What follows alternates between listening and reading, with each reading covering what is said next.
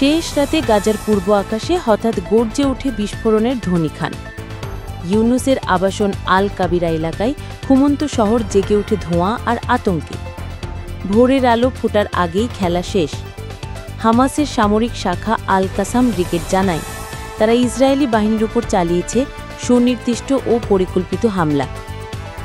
আল কাসামের এক বিবৃতিতে জানানো হয়, ব্রিগেড যোদ্ধারা ইসরায়েলি সেনা সমাবেশ এবং সামরিক যানবাহন লক্ষ্য করে অভিযান চালায়।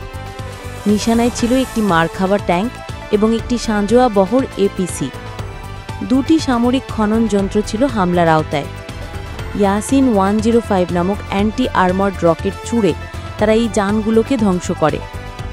সেনা ছাউনিতে এই আক্রমণের মূল উদ্দেশ্য ছিল এক ইসরায়েলি সেনাকে বন্দী করা। আল কাসাম জানায়, তারা অভিযানের সময় একজন সেনাকে ধরার চেষ্টা করে, কিন্তু যুদ্ধক্ষেত্রের জটিল পরিস্থিতির কারণে তা সম্ভব হয়নি।